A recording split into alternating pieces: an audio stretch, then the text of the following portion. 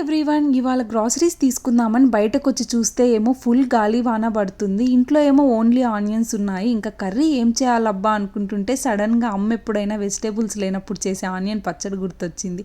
ఇంకలా ఆనియన్ పచ్చడి చేద్దామని స్టార్ట్ చేసా. చాలా సింపుల్ ప్రాసెస్. ఫస్ట్ ఒక పెద్ద ఆనియన్ని బాగా సన్నగా కట్ చేశాను. కట్ చేస్తున్నప్పుడు కన్నీళ్ళు వస్తుంటే అదేదో సినిమాలో ఆనియన్స్ కట్ చేసేటప్పుడు కన్నీళ్ళు రాకుండా హెల్మెట్ పెట్టుకుంటారు కదా, అదే గుర్తొచ్చింది. మూవీ నేమ్ గుర్తు రావట్లేదు, మీకు తెలిస్తే కమెంట్ చేయండి.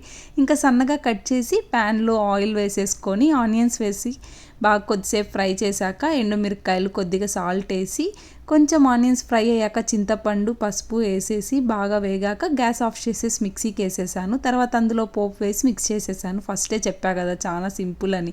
జస్ట్ ఆనియన్స్ ఉంటే చాలు, ఏ వెజిటేబుల్ లేకున్నా చేయొచ్చు. ఇంకా అలా వేడి వేడి అన్నంలో ఆనియన్ పచ్చడి కొంచెం నెయ్యి కొంచెం వేసుకొని తింటుంటే ఒక్కసారిగా ఇంట్లో అమ్మ చేసే వంట గుర్తొచ్చేసింది. అంత బాగుంది టేస్ట్ అయితే.